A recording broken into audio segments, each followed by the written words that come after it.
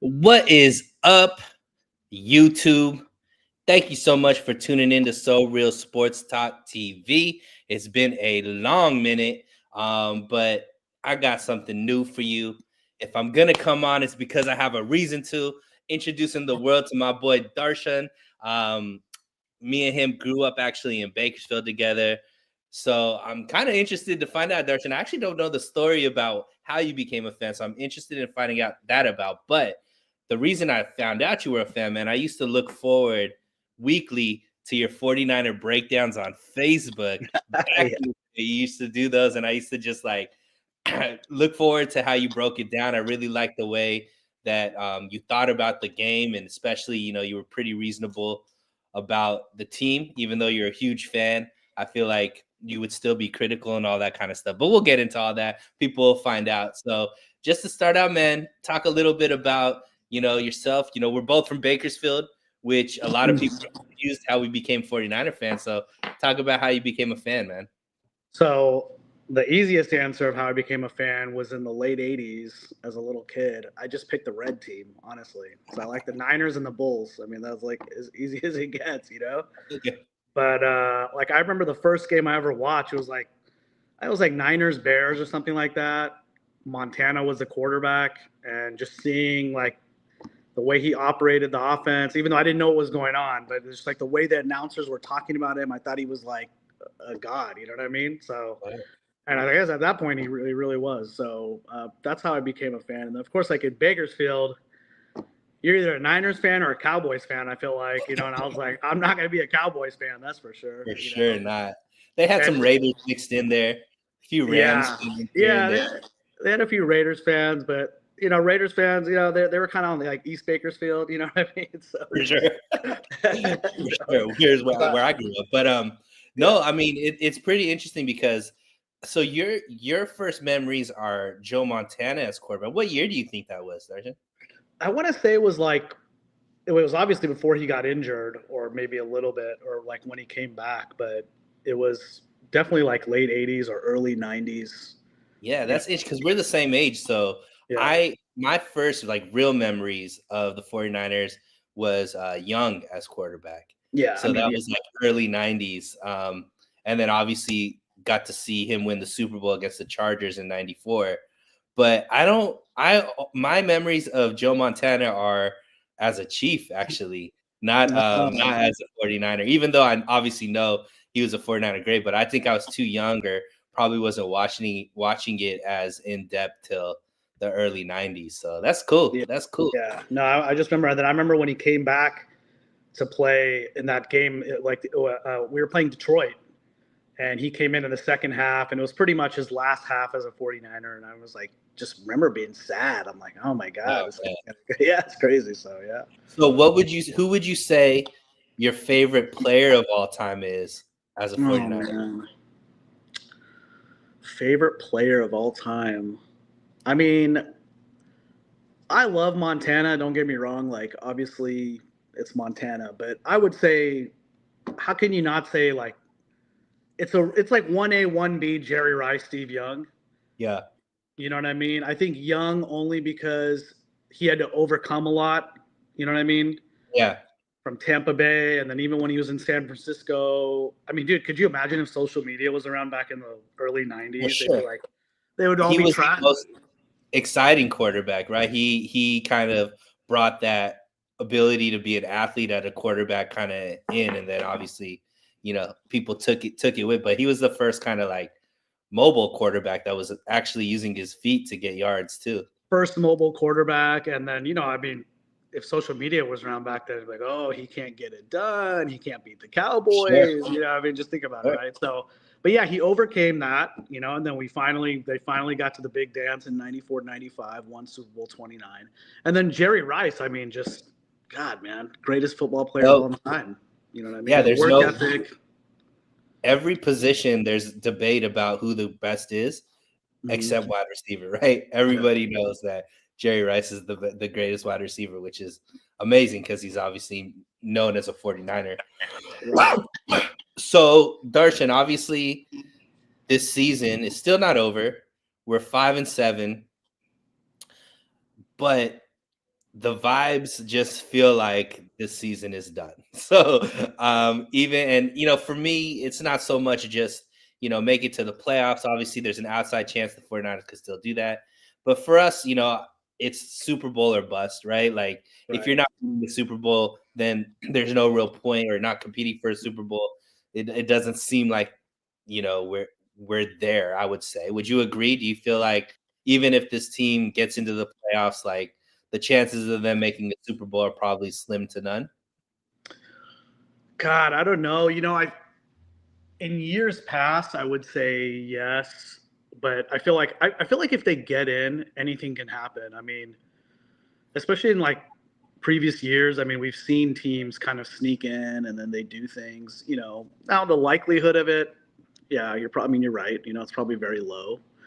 But I mean, God, if they were able to somehow like get that momentum, with these guys, and they get that momentum and they somehow end up in the playoffs, bro, I mean, that's a whole new season. You know what I mean? It's a whole It different, is. everything, whatever happened in the regular season, it's over. It doesn't even matter at that point. You know what I mean? It's all about There's getting a it. lot of guys with experience on the team too. I Mhm. just feel like health wise, they're just running out of horses.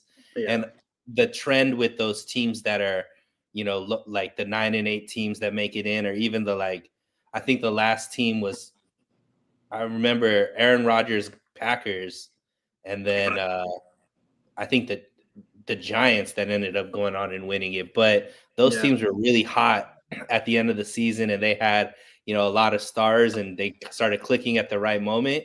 Mhm. We're not, at least yet, right? There's still obviously season to go, 5 more games, but we haven't seen the defense and the offense play well at the same time. Let's No. just put it that way. Yeah. Cool. I agree. Shout out to Harold. Happy holidays, guy. Thank you so much, Harold, for tuning in. So, since I mean, I know you're probably a little more positive on the team than I am moving forward, but I think that what I really wanted to spend time with you today is talk about the future. Like, what do the 49ers need to be to get back to that status where they were just a shoe-in to be the best team in the NFC, or one of those teams where opening they're like the favorites from the NFC to make it there, right? So my first question to you, Darshan, is this a quick fix in the sense like is this need to be tweaks, or do you feel the 49ers are in need of a total rebuild? That's a great question. I don't think we need a total rebuild. I've heard that kind of thrown around a little bit. I just don't agree at all. Look at the Eagles. You know what I mean? Last year they melted down, kind of similar in a similar fashion. I'm not sure if they had dealt with all the injuries, but they had a meltdown regardless of how Yeah. it unfolded. And then look at them this year. I mean, they're doing really well. So I don't think. I mean, yeah, granted they brought on Saquon and all that, but I mean, I think overall, you just need tweaks. They have to start rebuilding in the trenches and kind of go back to fundamentals in that regard.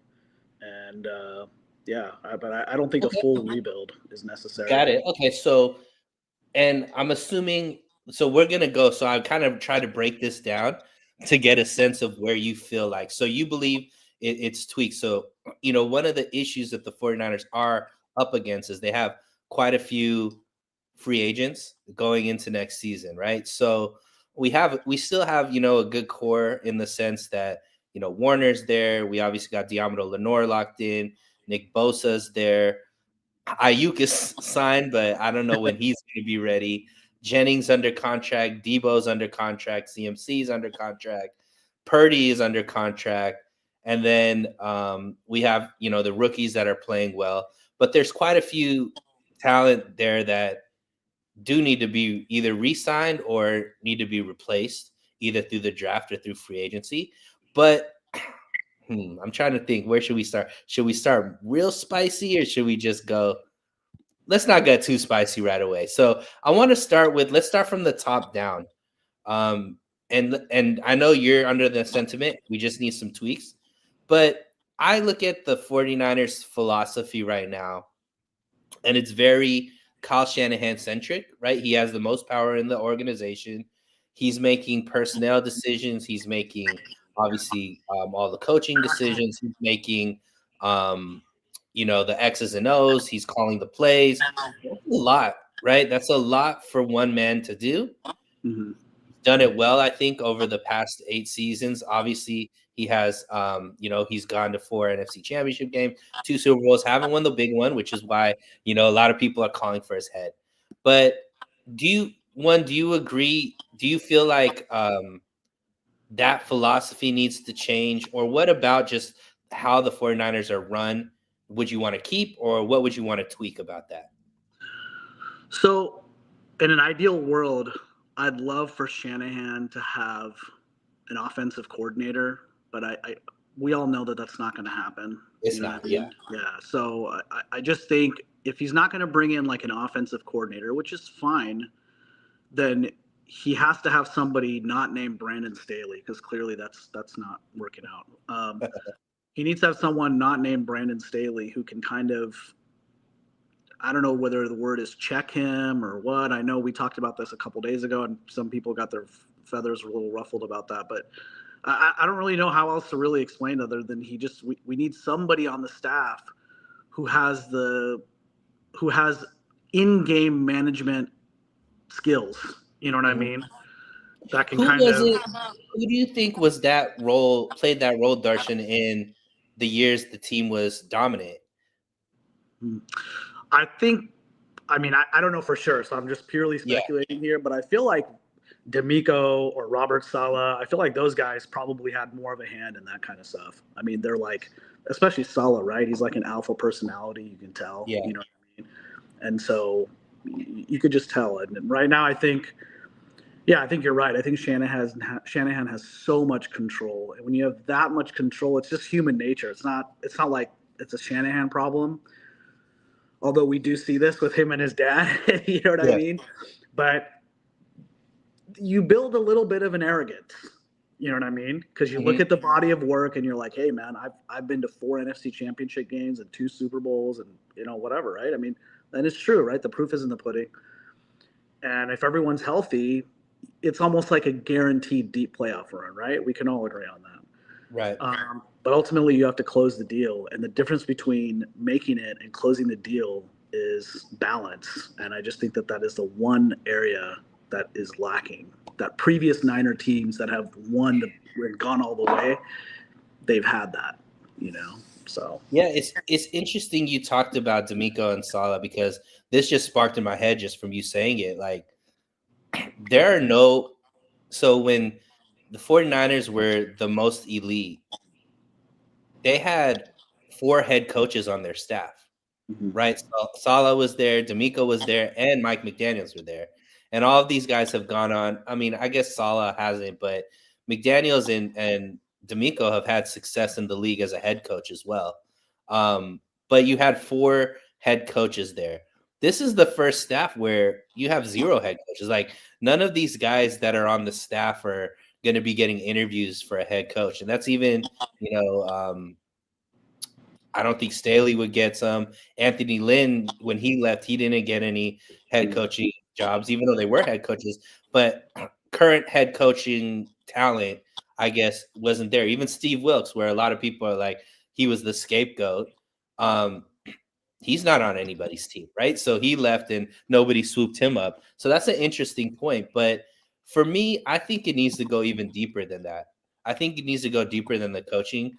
Darshan, I think one of the things that is happening, I think some of what Shanahan does great, the league has caught up to, right? They've been focusing on Shanahan year after year after year, and 8 years straight now, and they finally kind of figured out that it's hard to redefine yourself when you have so much responsibility.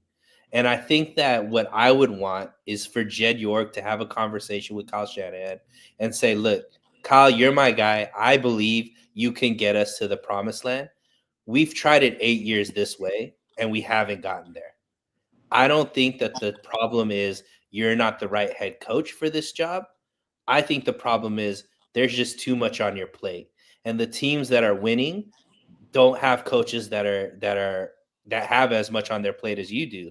So what I would like is to separate personnel and head coach and separate that to give John Lynch final say on all the personnel decisions.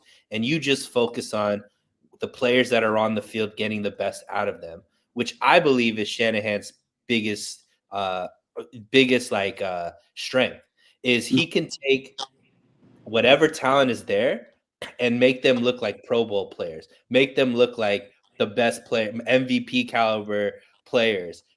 Whether, and you could go down the list, whether it's a Mostert, now it's Jennings, obviously Purdy, he's made Jimmy G look great. So like he has that ability. Where I think he is a little bit weak is identifying the right players in the draft.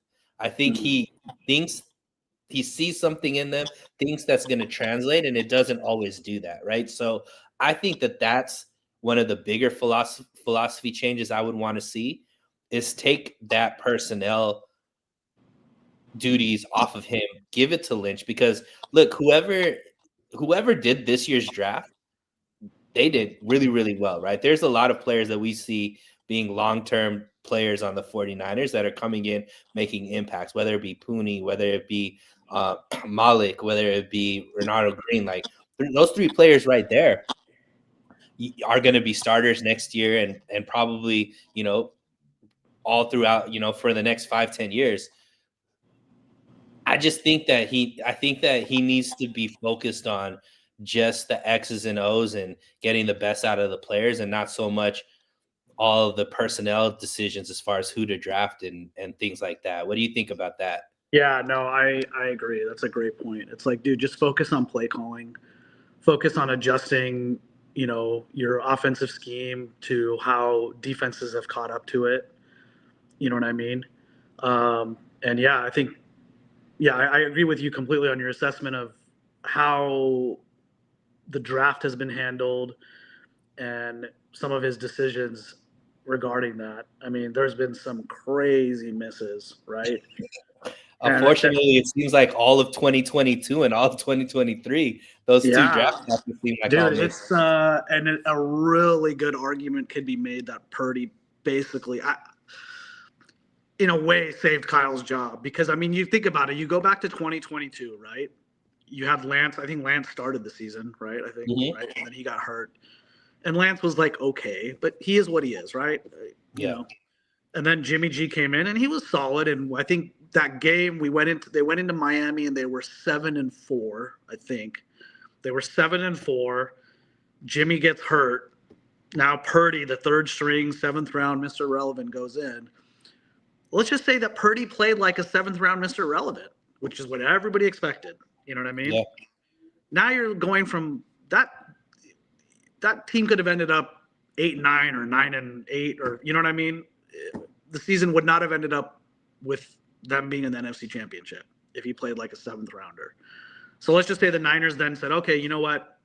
That season was a mulligan. Bring Lance back in 2023. He's healthy, right? I think Lance is a great kid. I just don't think he was led this team to the Super Bowl in 2023. I just don't think that. I mean, it's two organizations now that, he's not getting any playing time. I don't think he's even the backup quarterback for the Cowboys, right? Who have quarterback issues too. So, yeah, I mean, I think that obviously the Trey Lance debate, people are very sensitive about him because of what an amazing person he is.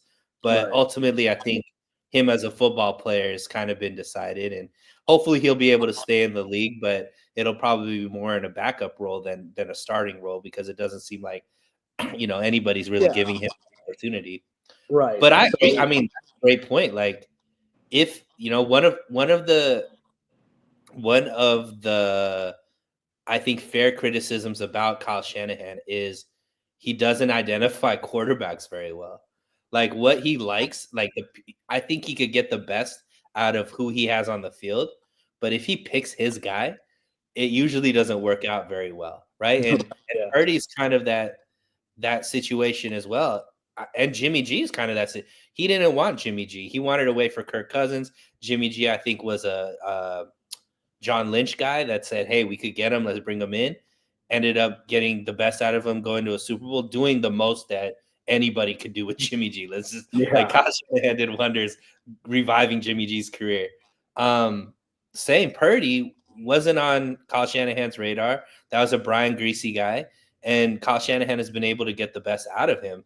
Obviously, Kyle Shanahan really liked Trey Lance and got him in, and we're seeing, maybe Trey Lance isn't that guy. So, yeah, I think that kind of goes back to my point where personnel decisions shouldn't, if they take the personnel decisions out of his hands, I think that he could just focus on what he's really, really good at, which is getting the best out of people on the field. But speaking of, before we get into like the specific personnel type decisions, I want you to kind of, I know you kind of talked a little bit about, a guy like Brandon Staley, but how do you feel about this coaching staff? And going into next year, how many changes do you think happen in this coaching staff? Is it just tweaks like you mentioned in your initial assessment, or are the 49ers going to go out and revamp this whole coaching staff? I think they're 1,000% going to fire the special teams coach. That's safe. That's a safe bet. Yeah. I think that he's done. I know on the last thing that we were on, some of the guys were talking about Sorensen maybe getting another chance. I just don't see that happening in a fair world. Sure, like we can argue that maybe Sorensen was not dealt the greatest hand. You know what I mean? But yeah, he's unfortunately going to be like an easy scapegoat if somebody better comes along. Like there's no way if Saleh or I think even Jeff Ulbrich, right? Like if you have certain guys that are willing to with the team, Sorensen's. I think you said it last time. Like I think Sorensen was just all that was left, and it was just like he's internal. He's higher within. They like within. Yeah. Threw him over. I think it wasn't. Sorry, Darshan, you're kind of breaking in and out. I don't know if that's on my side or if it's your internet. No, that's probably. Can you hear me? Yeah. Okay. I can hear you. Yeah, it's he wasn't the greatest. So. Yeah, and I mean, I personally think that Kyle Shanahan is actually going to make some big changes to the coaching staff, and because of what you kind of going back to kind of the point that you made that really got me thinking is he's used to having, if not already, he's used to having head coach caliber coordinators on his team, and this year he didn't have any. Right? I don't think anybody on the staff is going to be a head coach next season. We know last offseason he tried to get Spags from Kansas City, and could you imagine? Yeah, and obviously Spags stayed with the Chiefs. It came out that he made the call to Belichick to see if he would be interested in coming in as a defensive coordinator. So you're already getting the sense of what he wanted as a defensive coordinator. Now, all obviously Sorensen is nowhere in that realm, but he's just getting started in his coaching career, and we'll see. Maybe one day he could get to that point, but he was looking for a well-established somebody who comes in, is going to garner respect and be able to handle the defense without any kind of he could just kind of let them go because of their abilities as a coordinator. He wants a win now staff. A win now staff. Just like Exactly. I don't think that changes. I don't think that, especially with how everything went this year, I don't think that he's gonna be like, okay, we could run this back with this same coaching staff, and it's gonna be good. I think that he goes out and he tries to get a big name, and now I just don't know who's out there, man. Maybe do you think like a guy like who used to be the coach of the Titans? God, I don't know. I'm drawing a blank. Yeah, I'm drawing a blank too. Vrabel. Vrabel. I mean, I think Vrabel probably could get a head coaching job, but a guy like Vrabel, if he wants to be there, there's probably going to be some head coaches that are defensive minded guys that get fired this season. Maybe they come back. I know people were talking about Saleh. I don't think Salah would want to come back. I think he wants to build his. I would assume that he wants to build his reputation outside of Kyle Shanahan, since he wants to get back to head coaching. Yeah, but I don't. I think that he's going to make some big changes. I agree with you, special teams for sure. But I think he goes defensive coordinator as well, and I agree. I think that's Nick Sorensen got a kind of a tough his cards. He got a tough hand of cards that were dealt to him. A lot of injuries, not the same talent that previous defensive coordinators have had. But unfortunately, those are the breaks, right? I think that Shanahan isn't willing to risk, another year of him because he needs to get back to that dominance. Especially when this team's like their identity over the last few years have been around, their defense and their defense being extremely tough. And, so that's just not an area I don't think Shanahan wants to compromise. You know what I mean? I agree. What should we do next? All right, so let's just get into, personnel changes. And Harold mentioned he thinks, and I think you're on the same line, like biggest thing that needs to change is strengthen the trenches. And Harold, you're correct. You're correct. what specifics, like obviously along the offensive decent, what positions do the 49ers need to focus on, and where would you like to see them solve those problems? Is it the draft? For the love of God, please draft a right tackle. I mean, we're talking about like a sexy, spicy free agent signing. It's got to be either right tackle or draft a right tackle. Eventually, and maybe even now, like in the later rounds, or I don't know, you're gonna have to find a replacement for Trent Williams at some point. You know what I mean? Is he even coming back? I think he's under contract because he just redid his contract, so I think he's coming back. But again, I mean, he's what, 30? Sure, he might retire. I mean, obviously, terrible news with what happened with his child. Right. I mean, he was already somebody who was questioning whether he still wanted to play football. He might call it quits, right? He's dealing with an injury. He's dealing with, obviously personal tragedy. He might not come back. They might not have all-pro left tackle on the roster next season. So I personally think left tackle is more important than right tackle. Yeah. So I guess so. But yeah, the tackle positions for sure. Center, Jake Brendel's just obviously not getting it done, and then defensively, secondary was a weakness, but they seem to have really fixed that issue. Mm-hmm. You got Warner. Safety. Yeah. So, Jair Brown, I don't think he's really cutting it. Hufanga, we'll see what happens.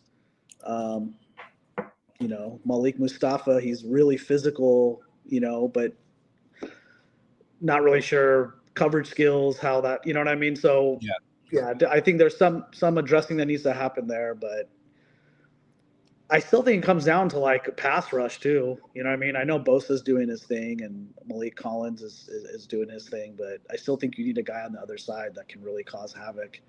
It's like in 2011, we had Aldon Smith and Justin Smith. I mean, that's wild. You know what I mean? Both of those guys were getting to the quarterbacks like animals. You know what I mean? So yeah, I think you need something kind of similar, where you have two guys that kind of complement each other that can get to the quarterback. Yeah, and look, I mean, I think personnel-wise, once again, this goes back to the point that I think Shanahan needs to be taken out of it, because I believe that John Lynch, if he had full reign, he's going to go trenches. He understands how to build a team.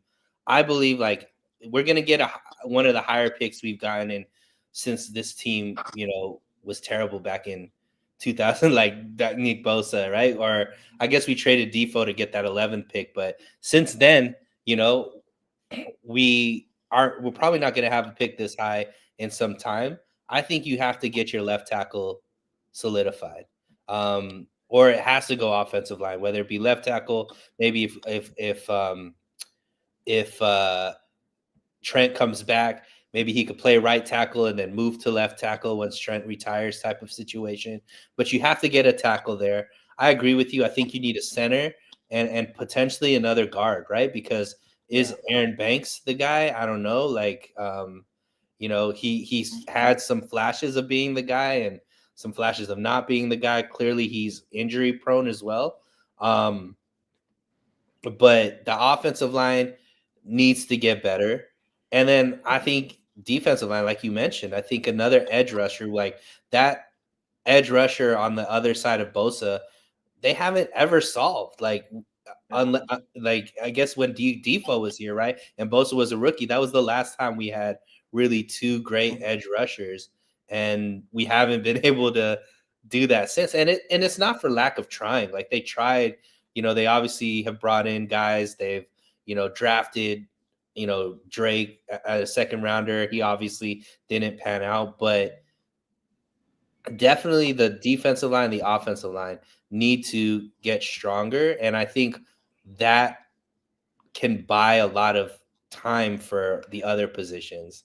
I think it needs to go that first and then focus on the other talent. Right. Yeah. I mean, it starts and ends with the trenches, because everything else can be great. But if you can't get to the quarterback and you can't protect your quarterback, forget it. Now let's talk about some spicy conversation personnel wise. Debo. Would you want him back? Cut him, trade him. What would you want to do? Oh man, that's tough, dude. Because I love Debo, and I think when he's on, you'd be hard pressed to find somebody better that can do what he does and what he brings to the offense. But I just think, from a financial standpoint and what you could potentially replace him with, it might make sense to trade him or cut him. I'm not sure about like the financial implications, so I don't know like how that all works as far as. Well, they cut Arik Armstead, so we know it could be done. yeah, we know it can be done. We know Parag doesn't. They don't care. You know what I mean? They'll do what they have to do.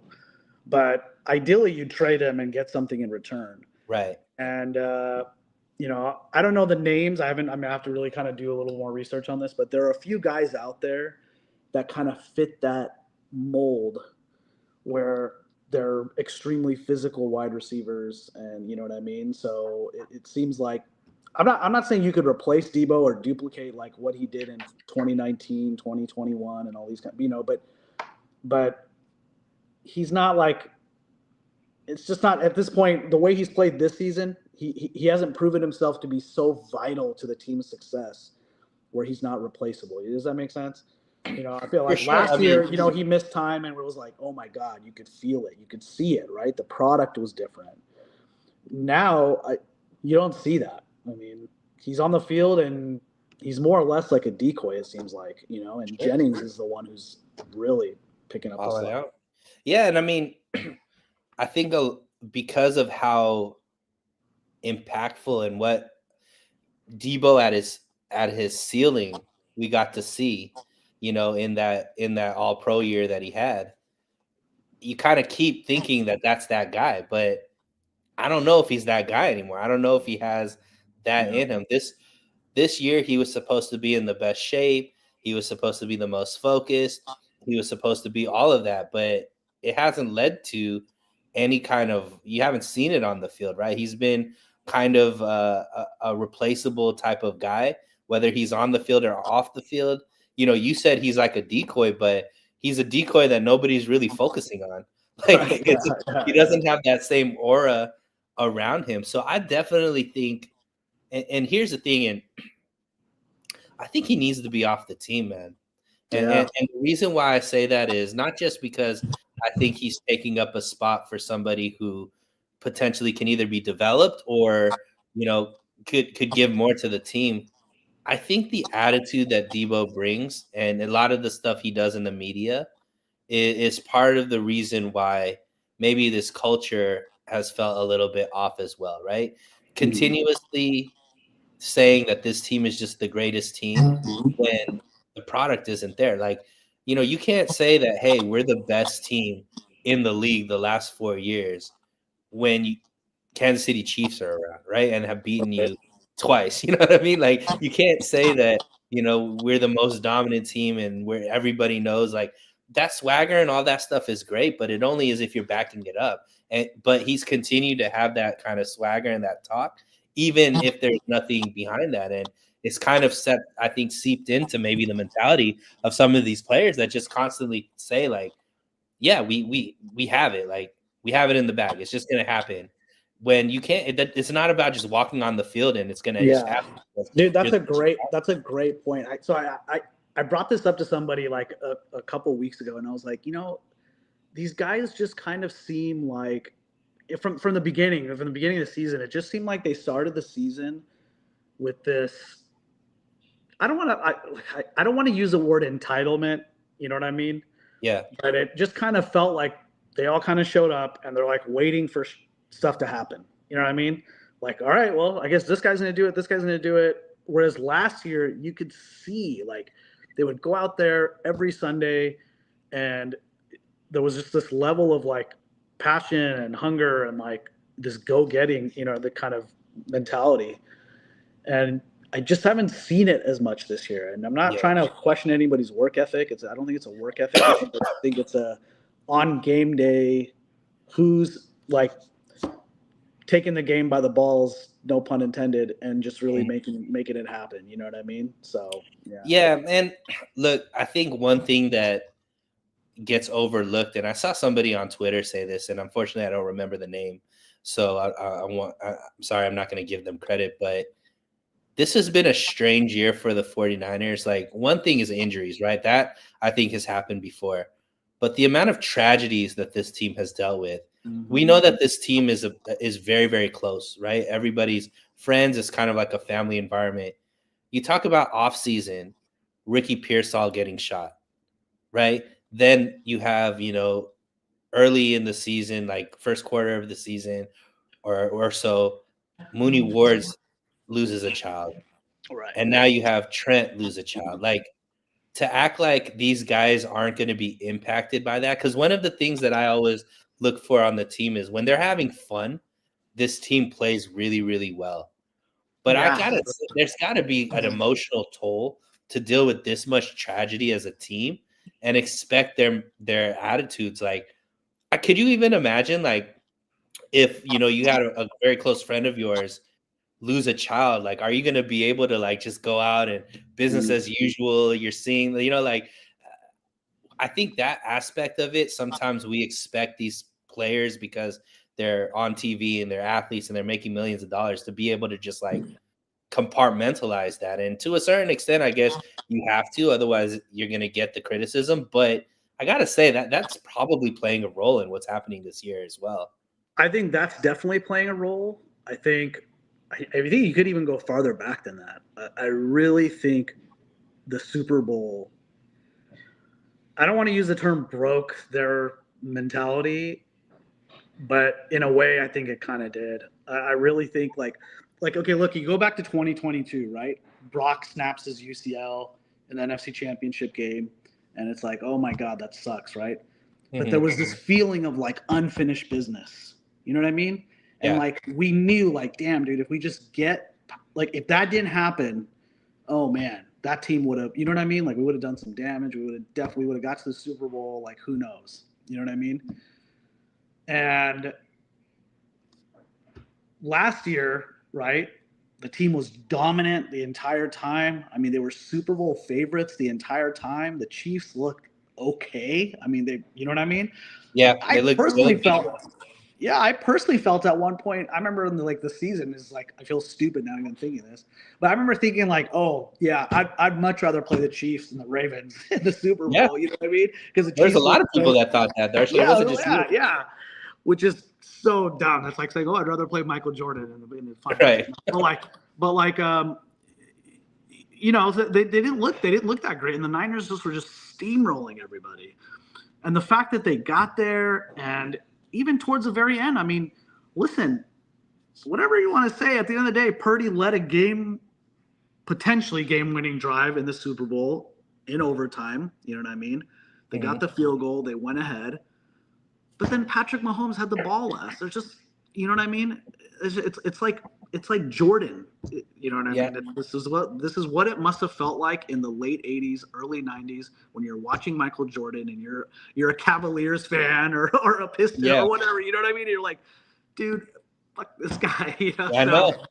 So I know it's all those moments that we see where Utah, him pushing and hitting the jumper against exactly. So I think that did something to the Niners, and I think it's just from that when you feel like you gave something your all, which I really think they did in that Super Bowl. You know what I mean? I think they left it all out on the field, man. You know what I mean? God, they picked Mahomes off, game winning. They had a 10-point lead, right? I mean, like my eyes twitching just thinking about it. You know, they had Kelsey pushing Andy Reid on the sideline. Yeah, dude, it was like I'm like, this is a wrap. You know what I mean? We're about to ruin Taylor Swift's day, like, but I think that then losing that, and it was just, and then for some of these other guys like Kittle and Bosa and some of these guys, like, this is now their second Super Bowl where they've, not them individually, but I'm saying that where they've experienced a meltdown. Right. You go from having a lead to not. And then that happened again. Like, they went into the season, the whole drama with Ayuk, you know, and then like the tragedies, of course, you know what I mean? So it's just, I just think it's just way too much for a group of, young men, right? Now they're like all younger than me and you. You know what I mean? Like, you know, like it's just a lot for any human being to handle. You know what I mean? Sure. And an organization, and I mean, not obviously. It sounds like we're giving excuses and stuff because obviously we expected the team to be able to compete and all that kind of stuff. But I mean, reality is reality. Not saying that there aren't problems with this team, even if all of those things didn't happen. You know, this team obviously isn't playing to its full expectations, but I just don't. A lot of people are saying, the vibes are off and the vibes have been off and all that kind of stuff. It's like, well, I think that's easily understood why the vibes are off. Like, that's a real thing, dude. Momentum, vibes. These are. It's a real thing. Mm-hmm. I think, but just so the fans don't think we're like being super pessimistic, but I think that for that reason, I think that next year is going to be really good. It's just a gut feeling I have. Mm-hmm. I had a gut feeling going into this season where I felt like, I don't know. I didn't think it'd be like this, but I definitely didn't think we were going to like run it back and, like start off like 8-0 or, I didn't think any of that. But I thought we'd be a little more competitive, but I do have a better feeling about next season. I just think that this is just one of those things. It happens. We've seen it on Niner teams in the past. Right. People they have short memories, or they weren't around. But this happened with Niner teams in the past. Yeah. The same iteration we've seen it like after the 2019 Super Bowl, they had a down year in the 2021-22 season or 2020-21 season, and then then the NFC Championship game, Super Bowl, and then obviously down again. But you mentioned somebody. You mentioned Purdy. Oh boy. All right. There's a lot of Purdy conversation going on. So just for everybody out there, Purdy is eligible for an extension. He does have 4th year still on his contract. And obviously, this team has had a lot of success under him, Darshan. He's obviously, was in the talks of MVP last season. But then, this season he's kind of come back more to the norm, I would say. Still playing, I think still very above average. I think he's a very good quarterback. But decision-making time, right, for the 49ers. Once again, do you feel like this is a player that they should already be bought into, extend long-term? This is the guy that we're hitching our wagon to for the next 5-10 years, or play it out on the 4th year, another kind of, hey, let's see, how you do next season when everybody's healthy, all that kind of stuff? Or is it, hey, let's sell high on this guy, see what we could get, and then, have another plan for quarterback after that? What do you think Okay, so let me break this up into. Okay, so if I was playing Madden, I Mm-hmm. would, I would not pay him, right? Because, Uh, but in Madden, there's like no feelings involved. right. You get what I'm saying? But this is real life. This isn't Madden. And if I'm his agent, there's no way I'm letting my client play through the end of his contract. You know what I mean? Look what happened with Jimmy G. You gave the guy a massive extension and made him the highest paid quarterback after what, a 5-game, 7-game sample size? I don't remember exactly Yeah. how many it was.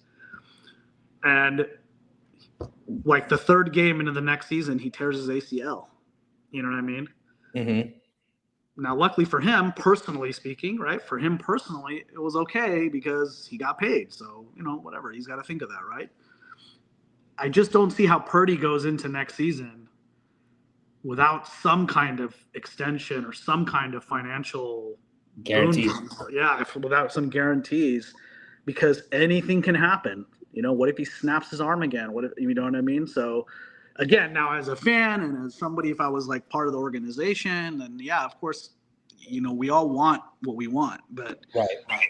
he's there. I just don't think that the same organization that paid Jimmy G after such a small sample size, can justify to his agent, like, yeah, we know your QB is like the best quarterback we've had since basically Jeff Garcia or Steve Young. And we know that he's like, saved our head coach's ass, like, pretty much for the most part. And we know he got us within basically a missed blocking assignment of winning the 6th ring. But yeah, we kind of want to let him play for free for another year. Like, it's just. All right. So then that narrows down the options. So playing on the 4th-year options out. Even if the 49ers who want it, I think that's realistic. Purdy's not going to play on the 4th year. He's either going to want out or sign me. So now it's on us, right? 49ers decision. I think you've made a great point, and I'll let you make it about what he's going to demand, right? So I think some fan base are like, hey, Purdy's a humble guy. He lives on a farm and, he's been all of this kind of stuff. Maybe he'll take, $35 to $40 million contract and it'll be, everybody will be happy.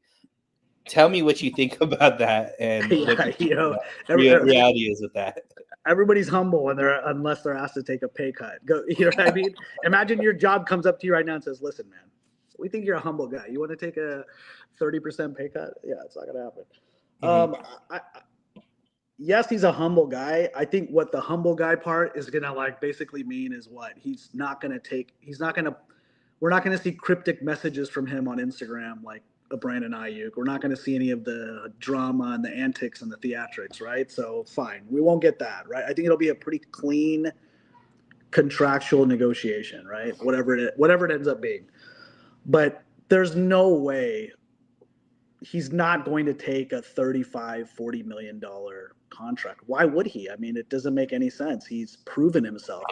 I know a previous guy said, oh, well, he could take a prove-it contract like Baker. Yeah, again, a prove-it contract. Baker, whatever you want to say about Cleveland, it didn't work out, right? Then he went to Carolina, didn't work out, okay? It didn't play very well in Carolina. Then he went as a backup into the Rams, whatever, he's a backup. And then Tampa Bay to basically, replace Tom Brady? I mean, I don't know. So, and he got a prove-it contract as a result. You know what I mean? Brock's not in that category. He's already proven himself. He's already proven that he can take this team far into the playoffs. He can get to the Super Bowl. Now he's got some comeback wins under his belt. And if you really look at the tape from this year, there's at least 2 or 3 games where he had go-ahead drives that would have put the game away, except the defense didn't close the deal this time. You know what I mean? You let Geno Smith walk into the end zone. You let Kyler Murray march down the field. James is making a great point here too, Darshan. After this season is the best time to extend Purdy in the sense for the 49ers due to the stats. If we wait, let's say he balls out next year, it's going to be even more to get him, right? Bosa type situation next year when he balls out. So, go ahead. No, I was going to Well, I say, was going to I say, think put that in the sense of what you were saying. I think Trevor Lawrence was the contract you were right. comparing it to. So yeah. So forget about the Baker Mayfield thing because that's again, Purdy's not going to do a prove it contract, right? He doesn't need to, right? That's thrown out the window. Where his agent is going to start is Tua and Trevor. Tua's getting 53 million a year. Trevor's getting 55 million a year, and it's just a simple question: is my client better or worse than those guys? Well, he's proven himself to be better, clearly. You can say what you want about the physical skills, but that doesn't matter, right? Marino had better physical skills in Montana. It didn't mean anything. So it not doesn't mean anything, but relative to a contract, right? So he's put a winning product on the field. So I think that guy he made a good point. I don't think that they should wait until like the middle of the season or later, because if he does ball out, now he's going to want Dak Prescott numbers, right? And right now, I'm not even really looking at the Dak Prescott contract because I think the Niners will come back to Brock's agent, because I'm sure Brock's agent's going to be like, well, yeah, look, Dak Prescott got 60 million and he hasn't done shit, right? Okay. So if that's the logic, then I think the Niners are going to come back and be like, well, that's Jerry Jones. He's going to pay like a dude off the street 60 million a year, right? Like he's unpredictable. He's kind of like he's like Al Davis in a way. Mm-hmm. But I really got to believe like 57 and a half is kind of the number. You know what I mean? Are you ready to pay that? And what I mean by that, Darshan, is are you ready to hitch your wagon that this is the guy?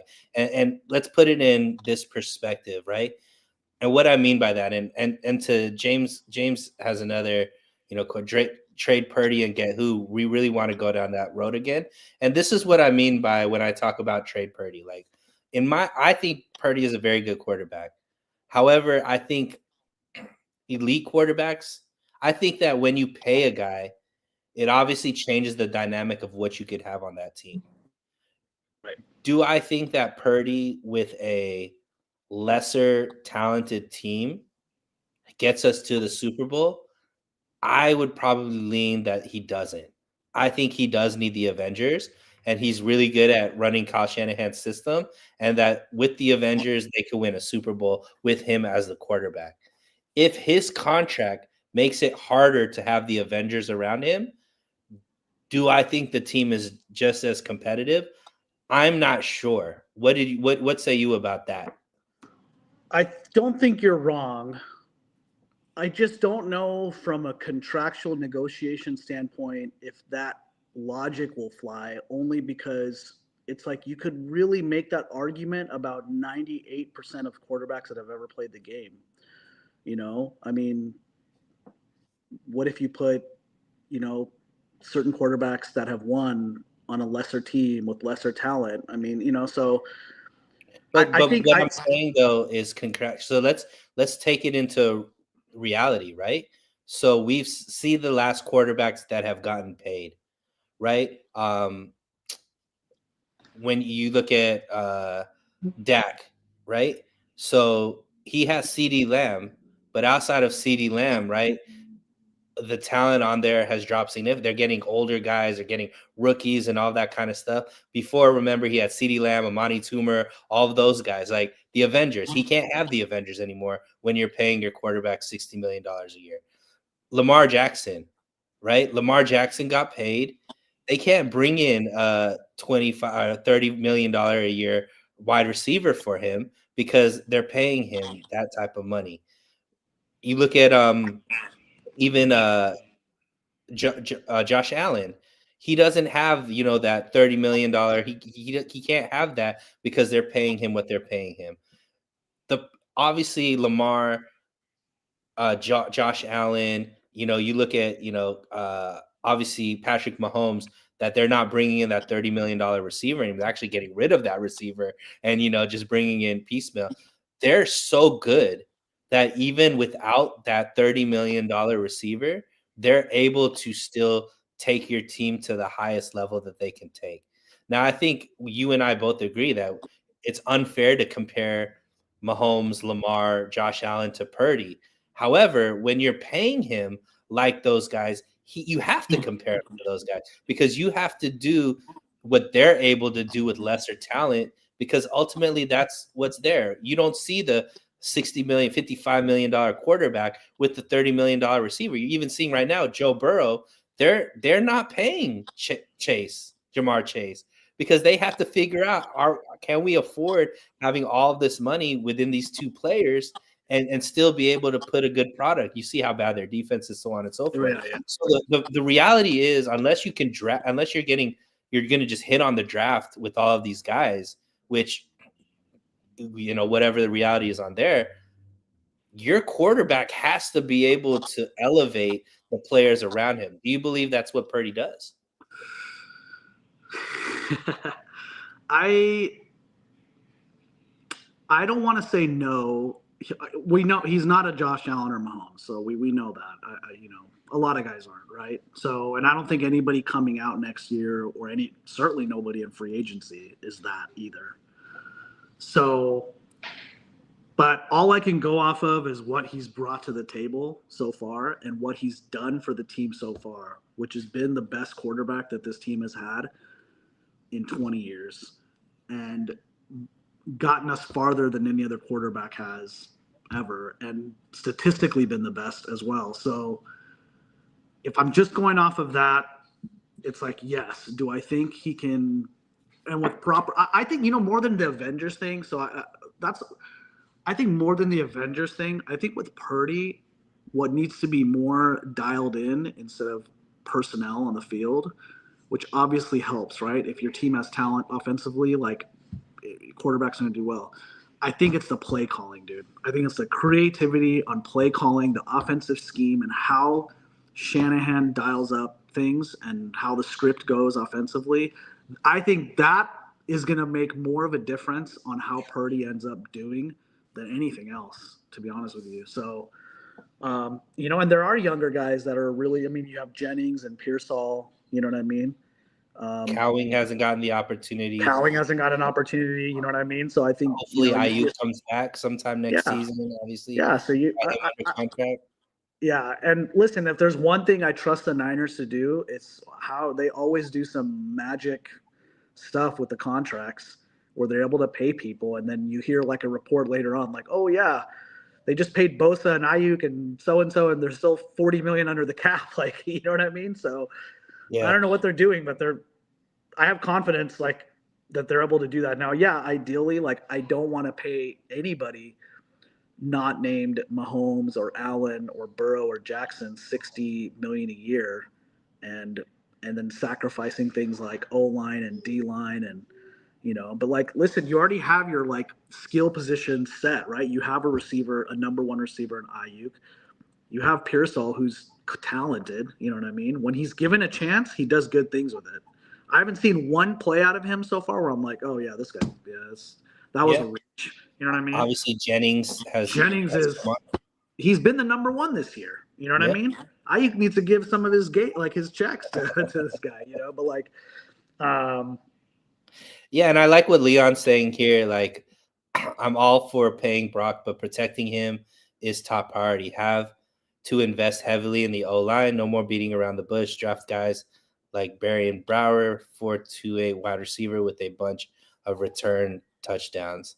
Yeah, and look, the 49ers definitely need to continue to hit like they did this year. I do think all of us agree they need to go offensive line and trenches more than the skill positions. Here's my devil's advocate to the Brock Purdy thing. So I don't know if Kyle Shanahan is all the way sold that he's the guy. And obviously I don't have any reason either way. It's just, I think that I don't know. Maybe it's just the sense, and I could be completely wrong. These are all feelings, no facts. But if you don't think that he's the guy, right, which means, you don't want to pay him, there's going to be somebody in the league that will give up a second-round pick for Purdy based off of everything that you just mentioned, right? Because he's taken team to the Super Bowl. He's, had nothing but success. He's young, whatever the case may be. And, and they might be willing to pay based off of, hey, let's just get him, and then we could focus on other stuff in the draft versus trying to pick one of these top tier quarterbacks, because look, Purdy is going to be better than everybody in the draft because he's already shown and proven what he could do. We see how hard it is to prove, most first round draft picks don't end up being anything, right? So I think that you could probably get, let's say, a second for him. Now you have a top 15 pick. You have 2 top 15 in the second round picks. You can do a lot to revamp your team in the trenches, right? You're getting 2 probably of the better offensive linemen. You're probably getting a better defensive lineman.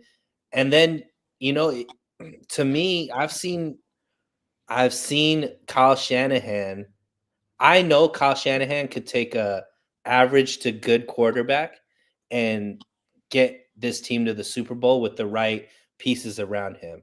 I haven't seen Brock Purdy, and that doesn't mean he can't do it. I just haven't had the opportunity to see him play at a super high level that I think could go to the Super Bowl without having all pros all around him. So when I'm saying, like, if seeing is believing, well, I've seen one way us be really successful. It would be kind of throwing all your chips in the other way without really knowing what that's going to look like. Right. Well, I think that last part, you hit it on the head. I think that's where it comes down to. I mean, if you're Jed York, right, and you're kind of presented with that approach, then it's a gamble, really, what it comes down to, right? Because now you're like, well, we have this guy now. We know what he can do. What's the alternative? Okay, so you get a and then, okay, let's see Cousins, for example. Okay, well, what do you get with Cousins? You get basically a Purdy with no mobility, right? I mean, let's just be real. And you get maybe a better Jimmy G. You get basically a better Jimmy G. You know what I mean? He's a nice guy and everything, and he's a good face of the franchise. But he's not. Cousins is not going to get us to the promised land, right? So if Purdy can't do it, Cousins is not going to do it. I'm sorry. If this was 2021, sure, go for it. You know what I mean? But let's talk about like a guy, like you see what Sam Darnold is doing over in Minnesota. You see, Justin Fields. He's probably going to be available. Okay, now Fields is the only guy that's somewhat intriguing to me, only because he brings a different element to the game that I think Shanahan thought he was going to get with Lance, maybe, and and I remember like it was back and forth between those two. Yeah, you know what I mean. So if you're going to do something like that, which would be again a big gamble, then yeah, I think Fields and then drafting either somebody high or I don't know how that would shake out, but yeah, Fields would be the only one that would be intriguing to me, only because I think he got basically the Alex Smith treatment in Chicago, and then now he's in Pittsburgh, and he's essentially sitting behind a future Hall of Famer in Russell, right? Right. And Russell's balling out, so they're not going to like switch the quarterbacks. You know what I mean? Yeah, I mean, I just think there's always these guys that are there, like Jameis Winston. Maybe I know this. Everybody's gonna balk at this, but the guy Daniel Jones, right? Daniel Jones maybe in a Kyle Shanahan system where it's like, hey, we just need you to make this read and throw this ball, like, and use your feet when, like, he's obviously not as good as Brock Purdy, but if you can still have super talent all around him, maybe that's a better team than Brock Purdy without that talent. I don't know. I just think my only thing is like I gotta still go with like I gotta go with what I've seen, and I hear the argument of like, well, it's the all pros and this and that, but like we've seen Purdy do things, throw with anticipation, tight window throws. He's carried this team in a few games this year. You know what I mean? He's faced adverse situations, so, and like I said, I mean, he got within, I mean, literally, if Chris Jones was blocked on that one play in the Super Bowl, we wouldn't even be having this conversation. You know what I mean? So yeah, I have to at least give him that. Like, now I just don't see a scenario right now where I'm like, okay, you know what? Like Daniel Jones would have closed that deal, or Kirk Cousins would have closed that deal, or Aaron Rodgers, forget it. I don't forget that. But yeah, I think Fields is the only one that I would be like, okay, that's interesting, Well, I get it. So this is the thing. Once again, I think player for player, right? If they're both the same price, I'm choosing Purdy over everybody we just listed.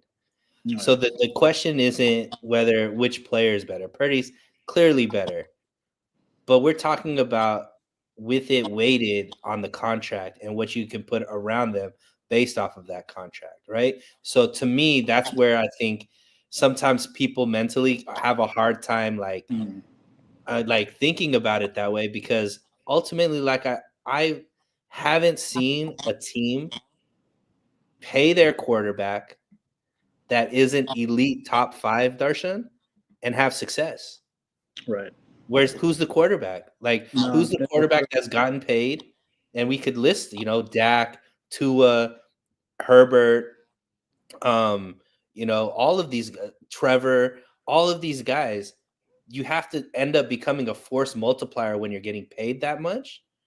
And if you're not, you're in relegation, and now you're hitching your wagon for the next 5 years minimum to that type of caliber, to that team.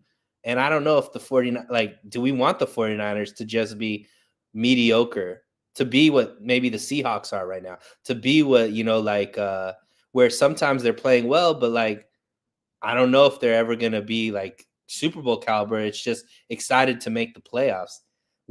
Unless they're like the elite, Mahomes, Stafford, Lamar. I think we lost Darsham, but that's kind of what my point is as far as being able to win with this team or not. Got Darsham back. Yeah, sorry about that. All good, man. All good. But that's really what, the way that I look at it. Like, you have to be extremely elite when you're paying a team that well, playing a player that well. Only a handful of players have been able to keep their team elite and be paid that. And I don't know. I don't think Purdy is that guy, I would say. Yeah, no, I mean, I think you're right in that, when you bring up those scenarios, for sure. Ultimately, you want to see a guy like Purdy get paid, right? Yeah. It's like, God, it's just the story and everything. But yeah, I mean, at the same time, you don't want to sacrifice other elements on the field. I just think, luckily, a lot of these other elite skill players are already locked down. You know what I mean? So it seems like the Niners have done a good job of manipulating their contracts in a way where they can pay Purdy and still be okay. But yeah, no, I'm with you on that. Defense, bro. Not on defense. Yeah, I know. Yeah, not on defense. That's for sure. And, although I think Warner's the only one who's Warner and Bosa. Yeah. Yeah, I know, because eventually they're going to have to pay. And Demo now, but they don't have anybody else on the defensive line. Hargrave's probably going to be gone. That's what I'm saying. And one thing that we have to admit, the defense has bailed out Purdy quite a few times too. And if you don't have the depth and the horses on defense, is Purdy still? That's what I'm saying. And I hope people don't take this as I don't think Purdy's good. I'm just saying, any quarterback, when you get paid that much money, you can't be just good. You can't even be very good. You have to be elite to make up for the talent that is not going to be on the team, the depth that is not going to be on the team anymore, because you're getting paid that much money. And that's something that I think, is a real reality that people don't want to take under consideration. Yeah, you're right about that. The homer in me thinks he can be that guy, and he is that guy, but I guess it remains to be seen. Let's see how the next few games shake out. You know what I mean? They're important, right? For everybody that's saying, hey, pack it in this year, Purdy has to show out to make this Purdy has to show easy. out. But I really, really think, the elephant in the room that nobody's talking about is the play calling. It just hasn't been the same. You go back, you look at the highlights. Just look at highlights. I mean, it's like, where is all this creativity gone? Where's the run game creativity, the cool formations? Where's the screens? Where's the screens? There was this play that they ran in the playoffs, or I don't know, it was the playoffs or Thanksgiving last year against the Seahawks. and it was a play from Walsh's playbook, right?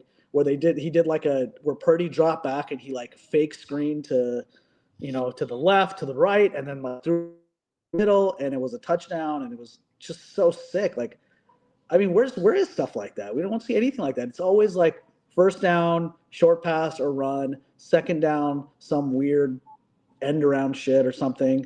And then third down, it's all right, Brock, throw it into a tight window to Jennings, and hopefully it's not tipped and picked off, or like it's. And you can just see it in his face, like when he comes off the field. I think he's probably just like, well,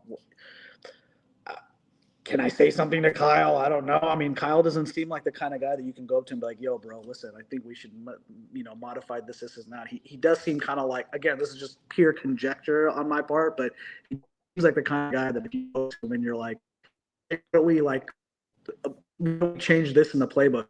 Like, no. So I could be wrong, but that's just a feeling I get. I really think the play call will improve, and if it doesn't, or it cater to Brock's, then you could have, outside of like Jerry Rice and John Taylor out there, it's going to be tough for him to right. put it together. So, well, cool, man. Well, I held you much over an hour. We're at an hour and 12 minutes now. Appreciate you coming on the stream, man. This was fun. Hopefully we could do it again, soon. Everybody in the chat, appreciate you guys getting involved. You guys always are making it fun. Want to shout out Ryu, who put a comment on. Don't always get positive feedback, but Ryu can, saying you used to think Sunil was just a big Shanny water carrier. I was wrong. Positive Don's view on things. Also saw pics with Jesse. He's way bigger than I thought he would kick my ass. Ryu, I would never do that. I am not a violent person, but I appreciate the comment. And no, I am not a Shanahan homer. I am a Shanistan, but I do criticize him when criticism needs to be there. Darshan, anything you want to plug? Anything you got going on, or where people could find you? Yeah, no, on Twitter, or X, I should say, Laguna Niner. I do 49er stuff, a little bit of casual politics, but yeah, just mostly 49er stuff. But yeah, Sunil, I appreciate it, brother. We go way back. This was great. Let's definitely do it again. Absolutely. We got to get as many more Indians in content creation as possible. Yeah, exactly. Right. All right, guys, stay safe, stay hydrated, and we'll talk again very soon. Peace. See ya.